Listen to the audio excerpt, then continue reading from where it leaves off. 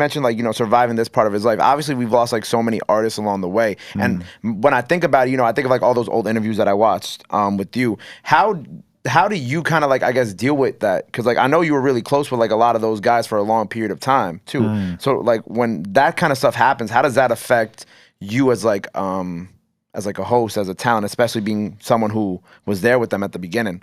I mean, it's tough every time, and it just keeps happening more and more. And I don't know, it's a wild thing to have to live through. Because when I think about like my life pre-No Jumper, I really had only lost like a couple people that were like my age. And when I think about how I lost them, like I knew a homie who got in a really bad car accident and died, and it was a big deal to all of us.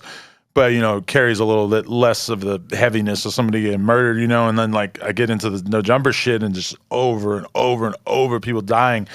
And I mean, it's crazy because like you try to stay open, and you try to stay like, you know, emotional enough that it can make you sad, and that you can, you know, really like be affected by it. But I mean, let's be real, like Peep dying or X dying, I mean, shit, I might have known Drakeo better than I knew either of them. But by the time you get to my career where Drakeo's dying, it's like, how much fucking mental energy do you really have to spend on being sad about somebody dying when it just keeps happening? Like, and that in itself, I feel really guilty about. Of like, am I being impacted by this enough if I can just like not be thinking about it a couple hours later after somebody that I know passes? And I mean, honestly, yeah, it's one of the craziest parts of this. And sometimes I feel like it's kind of like bad luck, because a lot of the people who've either, you know, got sent away for crazy life sentences or fucking, you know, died from overdoses. I mean, that shit's like rolling the dice every time, you know. Like,